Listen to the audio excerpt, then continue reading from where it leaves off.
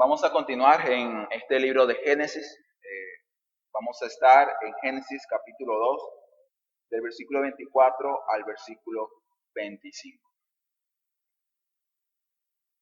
Hoy día, mi hermano y amigo, se ha puesto a un lado el absolutismo o la idea de decir existe una verdad y esta verdad debe ser abrazada, debe ser entendida, debe ser obedecida por el relativismo.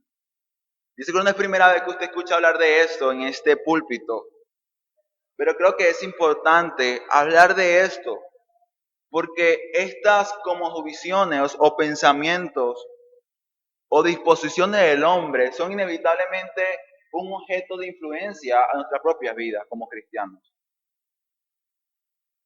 Hermanos, debemos cuidarnos y amigos de pensar o creer que la experiencia de lo que yo he experimentado o yo he vivido puede reemplazar o puede tomar el lugar de la bendita palabra de Dios.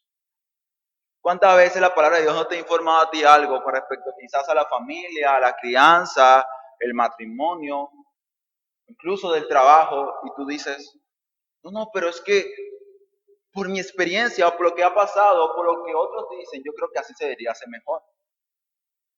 ¿No te ha pasado que quizás te encuentras con un pasaje que de una manera confronta tu vida y tú dices, no, pero quizás se refería a otra cosa o quizás se puede hacer de esta manera?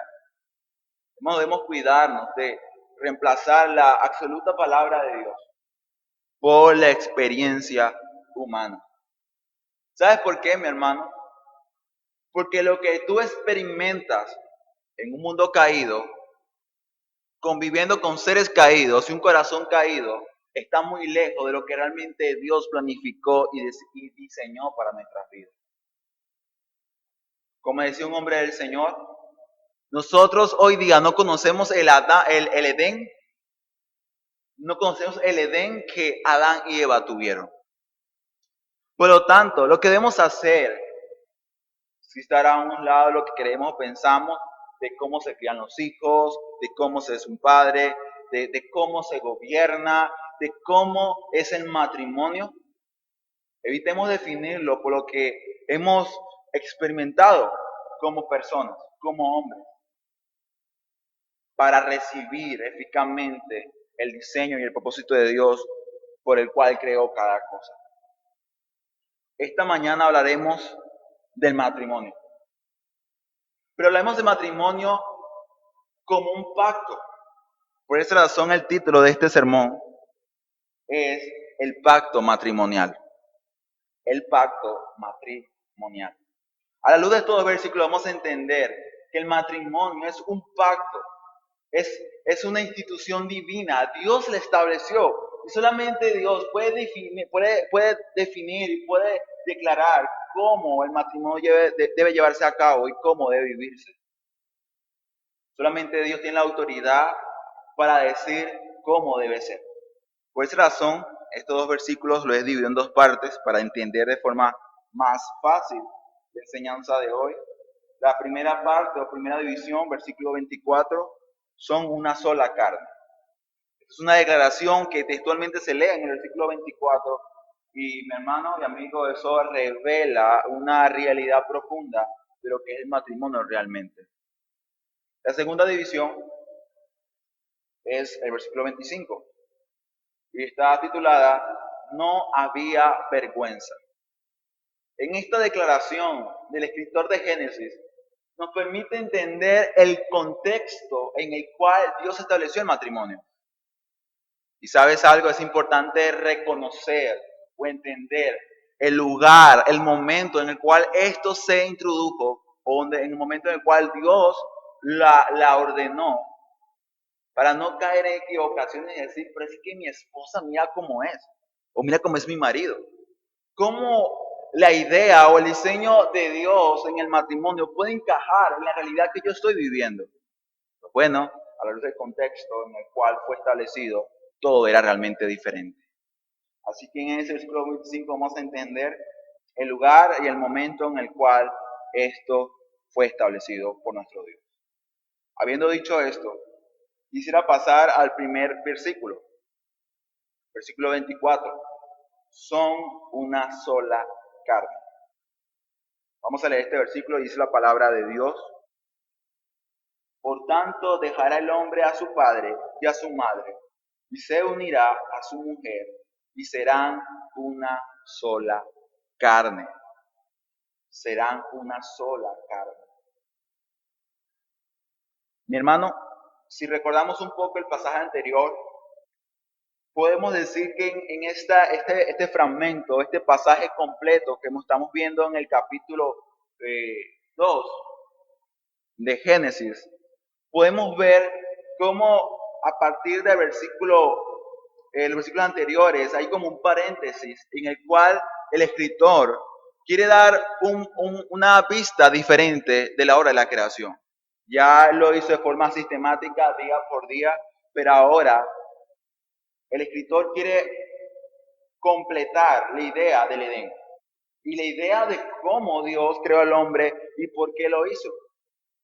Pues bueno, mi hermano, en estos dos versículos Dios informa al hombre, informa a tu vida cuál fue el propósito y la razón por la cual Dios creó el matrimonio. Usted dirá, ya va, pero ¿cómo entiendo el pasaje? ¿Qué es eso de ser una sola carne, de que el hombre va a dejar a su mujer, que el hombre va a dejar a su padre y a su madre para unirse a su mujer? Pues bueno, mi hermano, quisiera que entendamos este pasaje a la luz de la interpretación del gran maestro. Vayamos a Mateo capítulo 19 del 1 al 8. Este gran maestro no es otro que Cristo Jesús.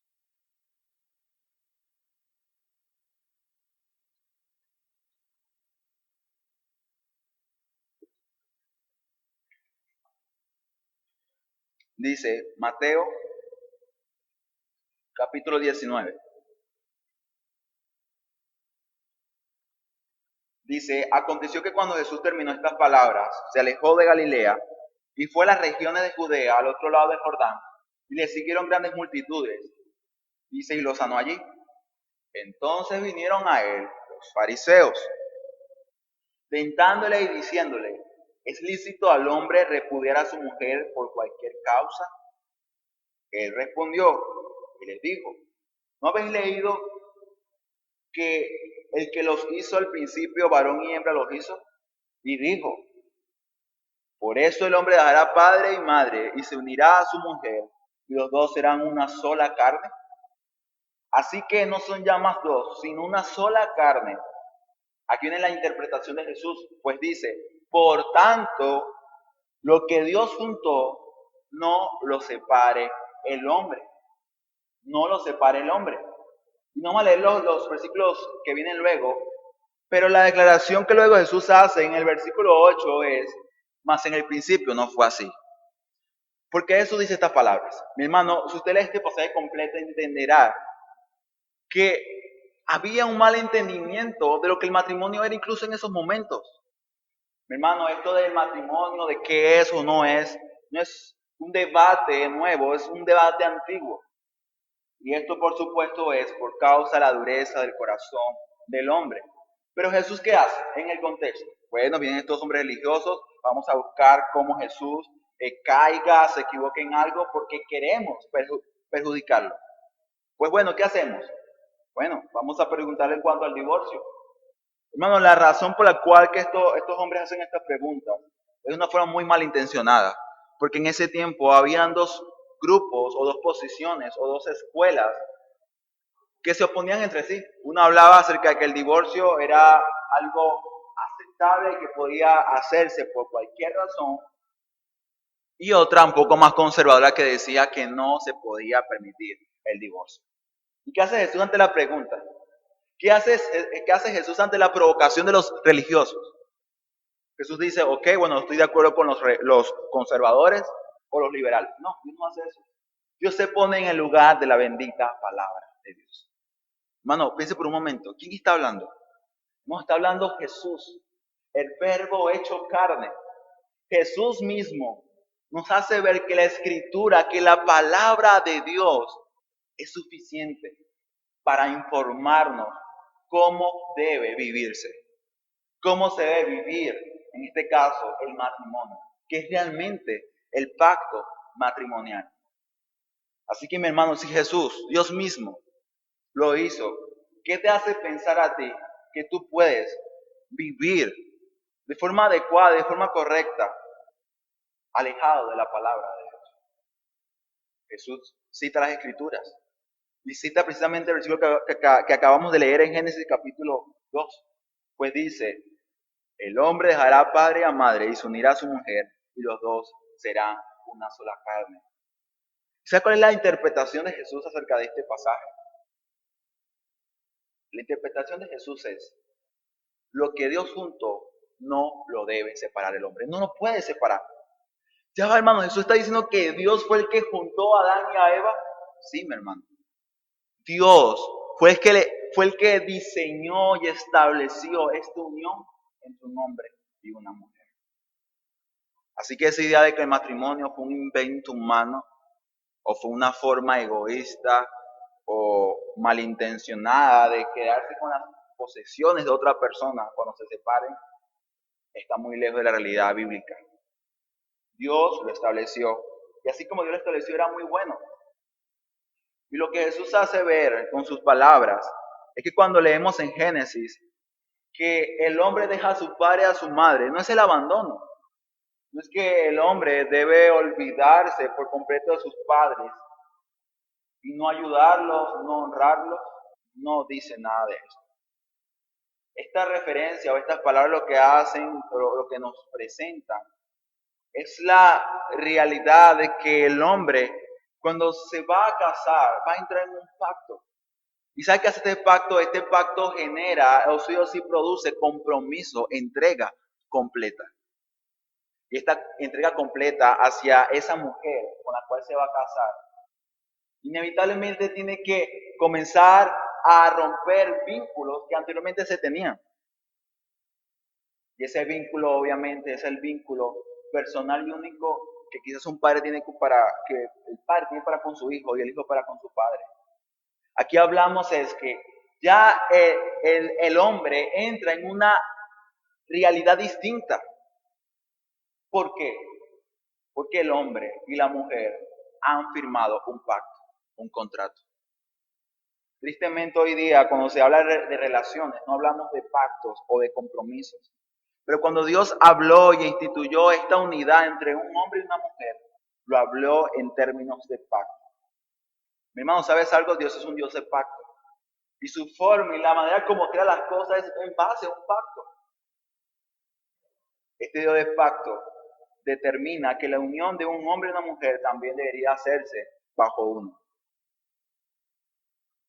Y este pacto, ¿sabes qué hace, mi hermano y amigo? Une a un hombre y a una mujer. Dice el Señor Jesús, y son una sola carne. Son una sola carne. Y cuando leemos este pasaje en el original, la palabra aquí se unirá. Habla o trae la idea de un pegamento, de algo que es tan fuerte, es un lazo que se coloca, que es imposible separarlo. Dice, tú puedes decir, hermano, tú estás diciendo que el pacto matrimonial no se puede romper, no se puede separar. ¿Y por qué razón mucha gente se divorcia? ¿Por qué pasa eso? Bueno, mi hermano, entiéndelo. Y recuerda que en el momento en el cual esto se estableció, no había entrado el pecado, no existía la muerte, no existía la envidia, el orgullo, el egoísmo. Están libres de todo ese tipo de dificultades. Por lo tanto, cuando Dios en su mente comienza a diseñar o a instituir este matrimonio, que de hecho es la primera institución de Dios, el matrimonio, lo hace con el pensamiento o con el propósito que permaneciera para siempre. De hecho, Adán y Eva en ese momento nunca habrían de morir, la muerte no existía. Así que esa unidad, ese pacto que Adán y Eva hicieron ante Dios, habría de perdurar para siempre. Así que hasta este momento lo que hemos dicho es que el diseño de Dios y el propósito original de Dios debe considerarse. Mi hermano, el divorcio, la separación no fue parte del diseño de Dios. Y eso es lo que Jesús quiso informarle a estos religiosos malintencionados al preguntar, ¿acaso un hombre puede divorciarse o puede repudiar a su mujer por cualquier cosa? Pues Dios lo que hace, Jesús lo que hace es apelar al Génesis. Entonces la pregunta sería, ¿qué es el matrimonio? Por lo que ya hemos dicho, el matrimonio entonces es un pacto. Es un pacto que un hombre y una mujer hacen ante Dios. Recuerden que estamos en el Génesis. Y el Génesis lo que hace es enfocarse solamente en Dios y presenta a Dios como el Dios creador. Bueno, este Dios creador, en su profunda y maravillosa sabiduría, ideó y estableció el matrimonio. El matrimonio es una institución establecida por Dios y que se hace o se ejecuta ante su presencia.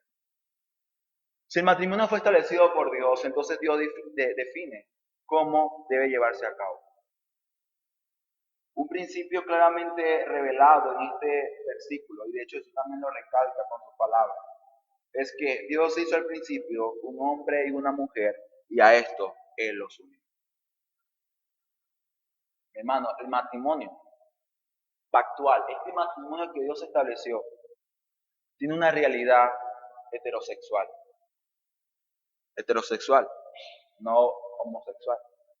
Y quizás si alguien escucha este video y quizás es homosexual, lesbiana, pensará y dirá, ¿y qué con mis derechos? ¿Dónde están mis derechos? Pues bueno, mi amigo, es una orientación sexual en contra del diseño de Dios. Aquí no hablamos precisamente de violar derechos. De hecho, ya hemos dicho anteriormente, mi hermano, que el hombre y la mujer, así como están por diseño, tienen dentro de sí una dignidad ante Dios. Porque en ellos está la imagen de Dios. En una lesbiana, en un asesino, aún todavía cuando es muy malo, externamente hablando, porque todos somos malos por naturaleza, en él todavía está la imagen de su hacedor, de que lo creó. Así que no, todo hombre tiene derecho, porque en él está la imagen de Dios. Aquí no hablamos de violar derechos, aquí hablamos de que si no se cumple y no se vive este pacto matrimonial según el diseño de Dios, se está violando el diseño de que lo creó. No hablamos acá de violación de derechos humanos o de personas, hablamos de que si no es según esto, violamos el diseño del hacedor de esto. Cuando hablamos del verdadero matrimonio, o al menos aquel que Dios respalda y reconoce, hablamos de un matrimonio que es un pacto, que es tomado, respaldado por Dios, cuando es entre un hombre y una mujer. Y sabes, mi hermano, este pacto es tan parte del diseño de Dios, de la naturaleza de Dios, que aun cuando un inconverso y una inconversa, o sea, personas que no profesan la fe cristiana y aún así van y se casan, ¿sabes qué hace Dios? Dios da su aprobación. Dios dice, yo los respaldo. Increíble, ¿no? No son cristianos, no conocen a Cristo y aún así Dios dice, estoy con ustedes. Está bien, lo apego. ¿Sabes por qué, mi hermano? Porque esto es parte de la naturaleza misma, del diseño de Dios. Es parte de eso. Y por lo tanto, Dios no va a respaldar y no va a apoyar alguna relación que no sea entre un hombre y una mujer y que sean hechos en pro de un compromiso mutuo. Hermano, matrimonio, entre comillas, lo digo entre comillas, entre personas del mismo sexo, eso no lo avala Dios. Dios no aprueba eso. Y si Dios no lo aprueba, ¿por qué la iglesia sí debe hacerlo? Es impresionante cómo hoy día las iglesias debaten y dicen, bueno, ¿será que casamos o no a una pareja del mismo sexo? Es escandaloso escuchar que iglesias cristianas lo hacen y que aún incluso sus ministros tienen una inclinación sexual en contra de lo que Dios estableció. Mi hermano, Dios no aprueba el matrimonio entre personas del mismo sexo, de un hombre con un animal, de un hombre con objetos. Increíble eso, pero también hoy día se casan qué sé yo, con un vehículo, con un avión. Es impresionante cómo el hombre ha intentado dañar, corromper y destruir lo que Dios estableció y hizo bueno desde el principio. Pero ¿sabes algo, mi amigo y mi hermano? Este propósito de Dios y este diseño se mantiene intacto porque es el diseño de Dios. Solamente que el hombre, en su rebeldía y orgullo, ha propuesto hacer todo en contra de su voluntad. Así que el diseño de Dios, esta realidad del matrimonio es una realidad heterosexual. Es entre un hombre y una mujer. Pero también hay que entender que este matrimonio, este pacto matrimonial, no descansa en una realidad romántica. Hoy día se tiene una idea, un pensamiento de que, bueno, el matrimonio va a ser maravilloso mientras el hombre ame a la mujer y la mujer ame al hombre. Y parece algo bueno y de hecho parece algo correcto. Porque debe ser así. El hombre debe amar a su mujer y la mujer debe amar al hombre. Pero tú, hermano, que estás casado en este lugar, tu pacto, tu unión no puede descansar en eso. ¿Qué cuando tu esposo ya no te ve a ti hermosa? ¿Qué de ti, mujer, cuando ya estés gorda? Tu esposo va a decir, no, ya no siento nada por ti. Estás muy fea. ¿Sabes qué? Lo hacían los religiosos de su tiempo, del tiempo de Jesús. Ya no te quiero. Divorcio. Nos separamos. No, mi hermano. No, mi hermano. Lo que Dios unió no lo puede separar el hombre.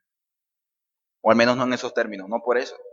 ¿Por qué? Porque el matrimonio, el pacto que Dios diseñó en su mente era para siempre.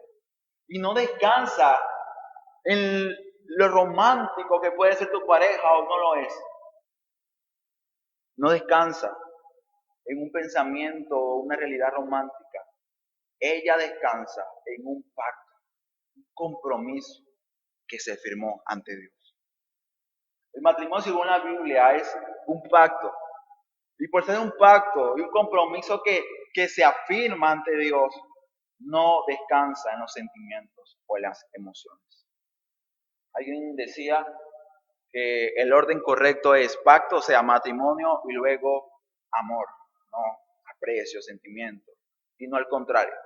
Tenemos una idea bastante romántica de que, bueno, tú me caes bien, te amo mucho, y por simplemente pensar que tengo una atracción hacia alguien, eso asegura de que la relación será perfecta. No, la relación no se mantendrá a punta de sentimientos y amores, porque no siempre tu corazón estará dispuesto a amar de la misma manera. Ahí donde el cual tu pareja va a ser más egoísta y menos dadivosa. ¿Y tú qué vas a hacer en ese momento? No, aléjate de mí, ya no te quiero. ¿No? No, porque es que son una carne, son uno solo ante Dios. Y lo que podemos decir, bueno, el matrimonio ante nuestros ojos es ver a un hombre y una mujer. Dios ve a uno solo.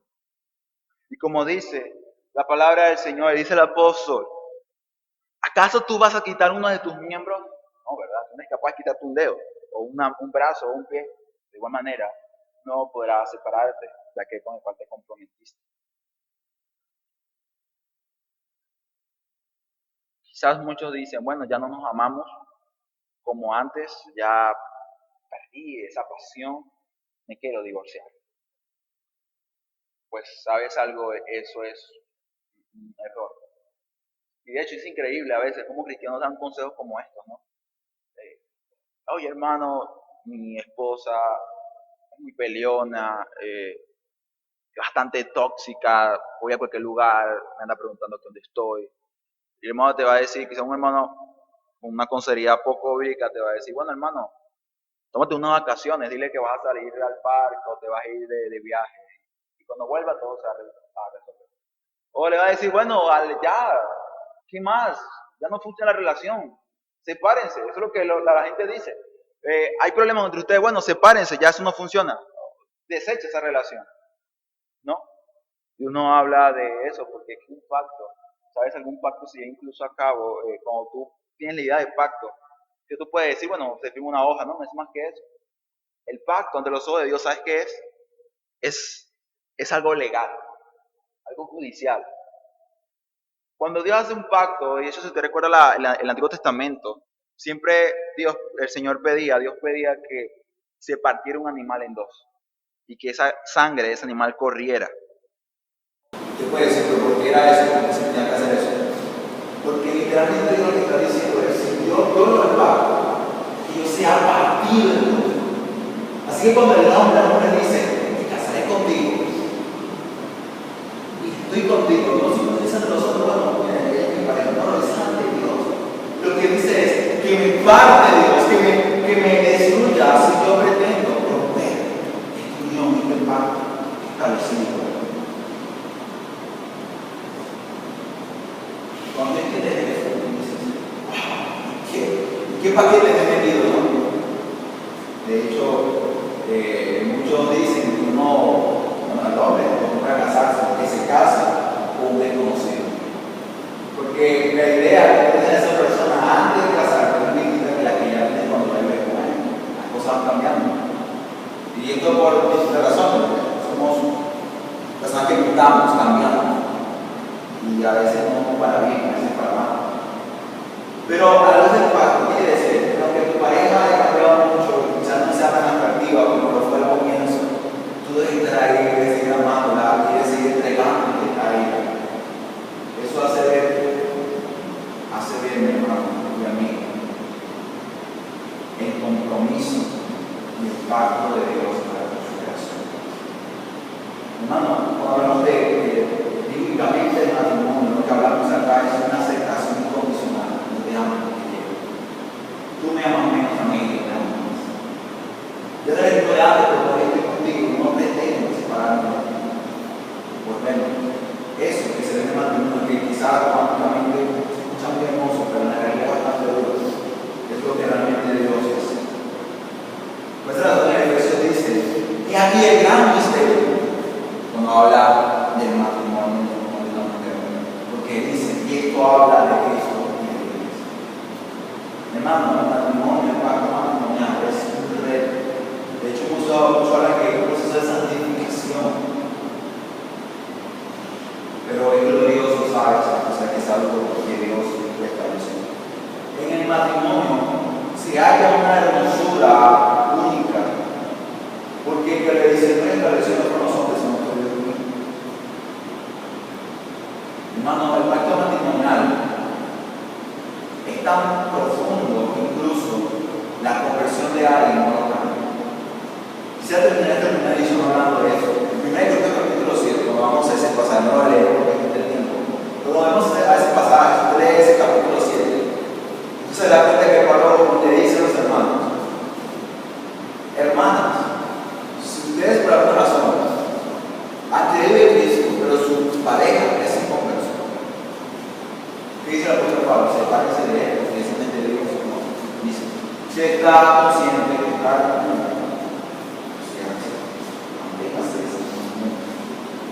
¿por qué el apóstol Pablo dice? Bueno, como usted es una nueva criatura en Dios, tiene una nueva vida, así que sepárense o pueden cargar el divorcio a su pareja. ¿Por qué Pablo no dice eso? Repito nuevamente, porque el matrimonio, este pacto matrimonial es parte de la naturaleza misma del hombre. El ser cristiano no cambia esta realidad, porque es un pacto que se hizo ante Dios. Y Dios en su momento lo respaldó y estuvo de acuerdo con ello. Pero tristemente, ¿sabes qué vemos hoy en día, mi hermano y amigo? Que el mundo carece de la idea de compromiso. De hecho, como decía un hermano, un pastor decía, mientras la iglesia se debate si los homosexuales pueden casarse o pueden casarse en una iglesia cristiana, una iglesia evangélica, el mundo ya ha dejado de debatir eso. ¿Por qué? Porque ya simplemente no le importa. Hoy día el mundo lo que habla es de relaciones libres o abiertas. Estoy contigo y tú puedes irte en un fin de semana con otra pareja mientras yo me voy con otra. Y bueno, ahí nos encontramos en un momento de la semana. Hoy día así vive el mundo. Y ni siquiera hoy día se molestan porque tu pareja esté con otro. No, ya es algo normal. ¿Ves? O sea que lo que hablamos es que el mundo realmente se ha hundido en su egocentrismo y idolatría, que solamente piensa en sí mismo. Solamente piensan en ellos. Y esto por supuesto nos lleva al versículo 25. Pues ese versículo 25 genera un contraste profundo de lo que realmente en ese momento en el Edén se vivía, a lo que hoy día vivimos como seres caídos en un mundo caído. Vayamos a la segunda división. No había vergüenza. Versículo 25. Dice la palabra del Señor. Y estaban ambos desnudos, Adán y su mujer, y no se avergonzaban.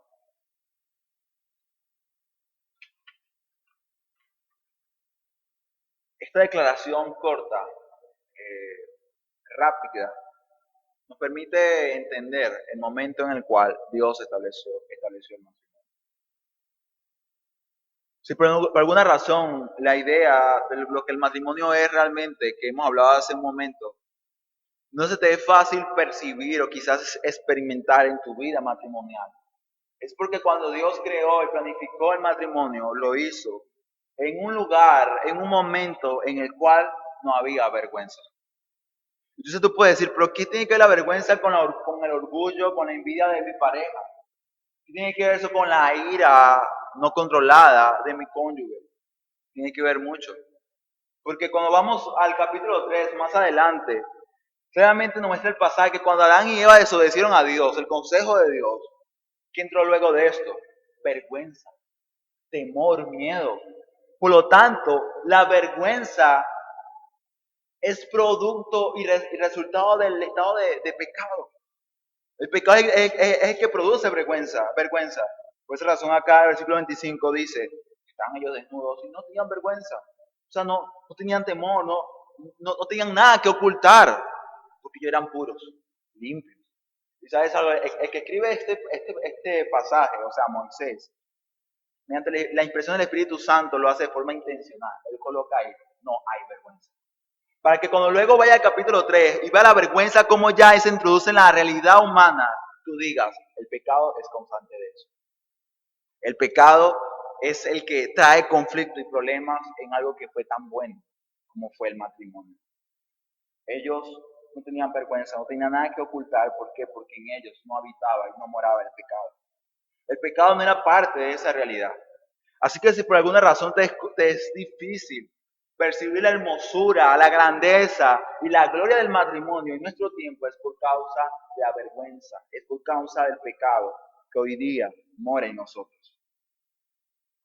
Entonces tú podrás decir, entonces ¿cómo hago? ¿Qué hago? Pues lo que debemos hacer es lo que Jesús hizo, ir al principio, ir al comienzo. Ahí donde te dije, mi hermano, al comienzo, no definas las cosas según tu propia experiencia. No puedes decir, el matrimonio es malo, horrendo, porque tuviste una mala relación, un mal matrimonio.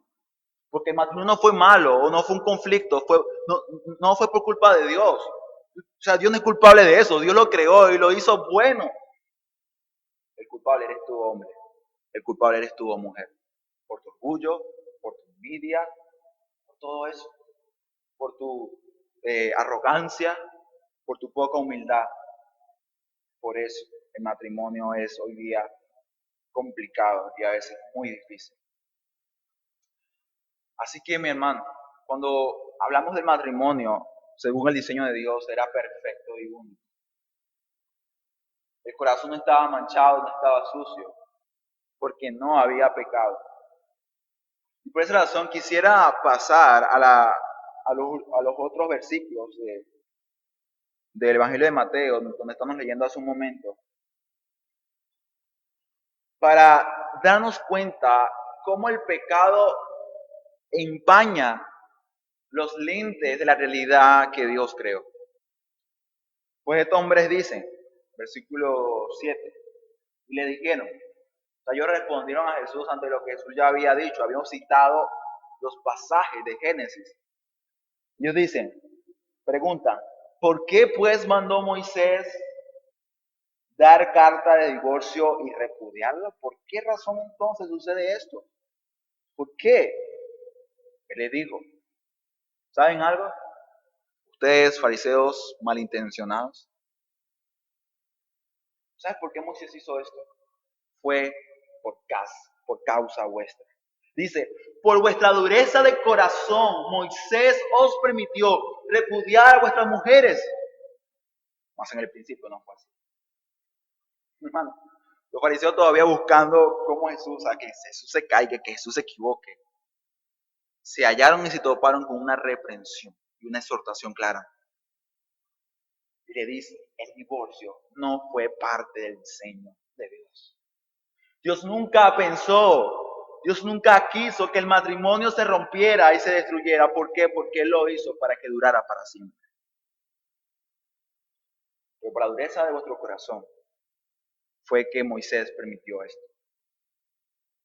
Hermano, el divorcio existió y se concibió luego de la caída, no antes.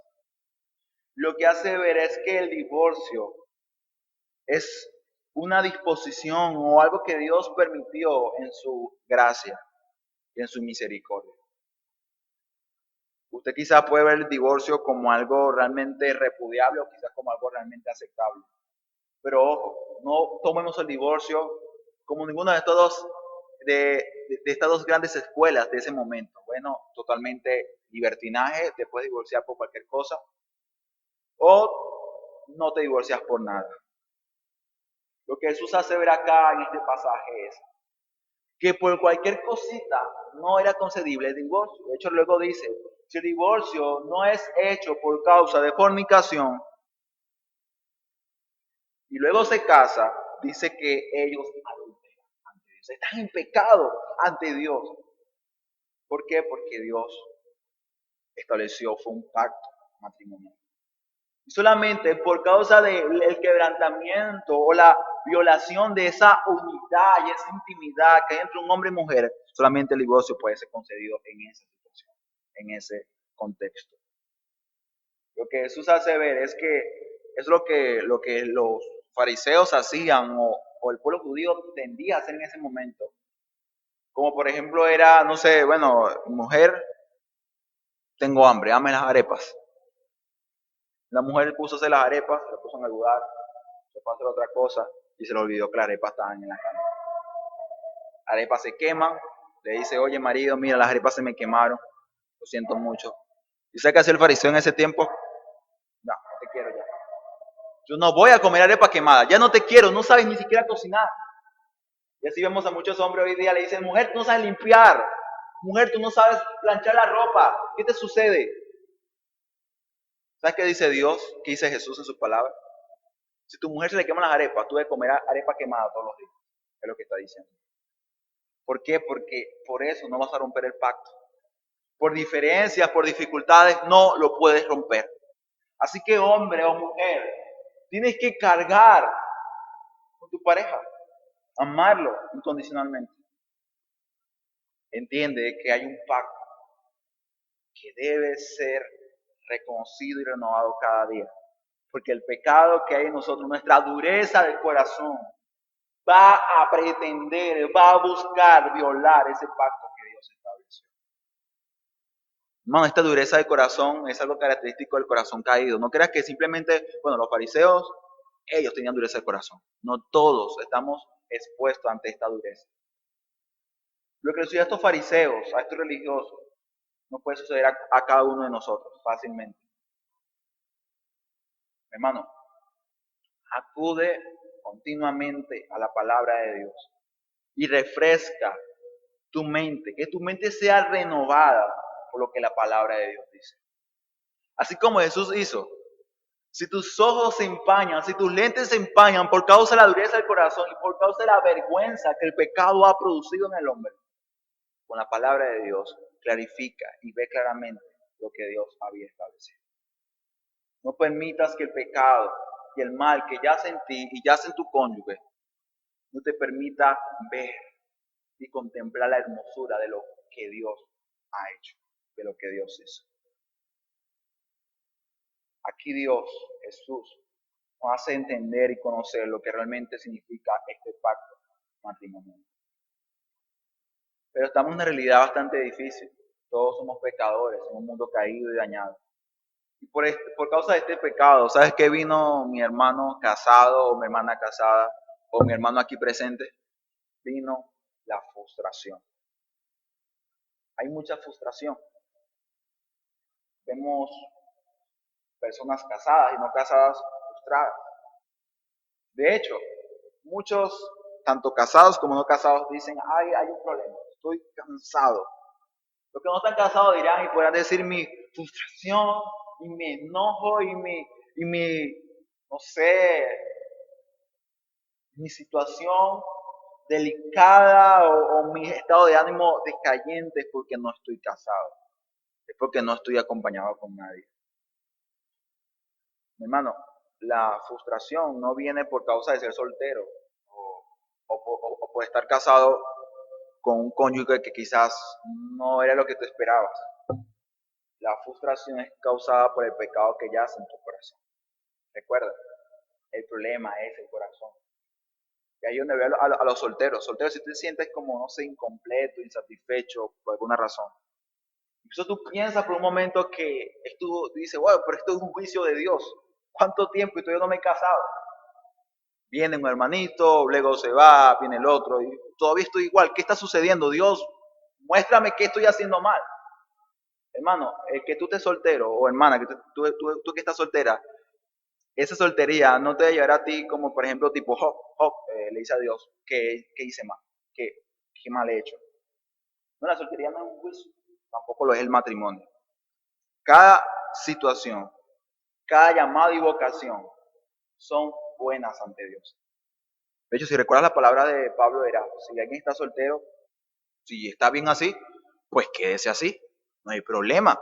¿Por qué, Pablo? Porque el que está soltero busca que honrar y glorificar el nombre de Dios. Puede honrar a Dios. Y el que está casado también debe buscar lo mismo. Así que, mi hermano, la frustración no viene por causa de la soltería o del matrimonio. No es por causa de eso. Es una mentira pensar que el problema está en lo que nos rodea o en nuestra situación. El problema está en nuestro propio corazón.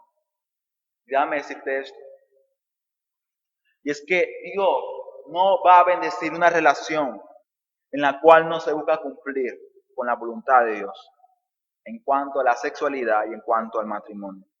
Estas palabras son citadas del pastor Segovia de la Iglesia Reformada de Madrid y declara a la luz de Génesis que realmente, mi hermano, tú no que estás casado, si quieres gozar los beneficios y la gracia de Dios, lo que Dios prometió para el matrimonio, entonces debes andar según la voluntad de ese Dios.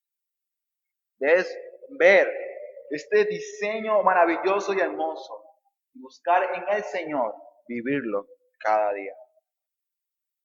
Hoy día muchos se quejan y dicen, pero ¿por qué las relaciones terminan tan rápido? Mira, tuve este novio o esta novia, como dice la gente afuera, y mi relación duró unos meses, luego se acabó. ¿Qué está sucediendo? Lo que está sucediendo es que el hombre lo que está experimentando es el resultado y las consecuencias de no andarse con la voluntad de Dios en cuanto al matrimonio, en cuanto a la sexualidad. El hombre en su necedad lo que está haciendo es destruyendo lo que Dios creó bueno. ¿Por qué? Porque nunca se tiene una idea seria de compromiso cuando se piensa en una persona de su sexo contrario. Solamente se piensa en, no sé, voy, tomo lo que quiero y luego me voy. Y mientras me dé lo que yo quiero o pienso que debe darme, todo está bien. Cuando yo no me lo dé, se acabó todo. Por eso que las relaciones terminan y se acaban rápidamente, fugazmente se van. Porque no está descansando en un pacto, en una promesa, en un compromiso. Hoy día se tiene al amor romántico como un ídolo. Hoy día se cree que el amor romántico, al menos el matrimonio, en el caso de los solteros, va a ser una unión mágica. Que esa unión va a darle una realización, le va a dar sanidad de corazón, que va a tener un gran gozo y alegría. Y es hecho, esto me hace recordar mucha gente que dice, oye, estás frustrada, estás estresada, le dicen, cásate, y todo se te va a quitar. Yo escucho gente que lo ha dicho eso, pero no creo eso, no creo. ¿Por qué? Porque todas esas expectativas son expectativas equivocadas. Ese hombre y mujer, mi hermano y amigo, no es Dios. Solamente Dios podrá completar y llenar tu vida. Solamente Dios podrá sanar tu corazón. Solamente Dios te podrá dar gran gozo y alegría. Nunca coloques una carga en tu cónyuge que él no puede llevar. No crees, no pienses que tu pareja va a darte lo que solamente Dios te puede dar. Mi hermano, el romanticismo, cuando es producido por el pacto y el amor de Dios, en ese matrimonio es bueno, pero cuando se coloca el primero, lo que hace es dañar. Y lo que hace es que tú andes en tu relación como pareja fuera del carril que Dios dio, que es seguro, que es bueno. Vayamos a hablar, y con esto ya estaría terminando este sermón, de Dios en el pacto matrimonial. Dios en el pacto matrimonial. Esto no es una división, pero sí es un punto que es importante hablar.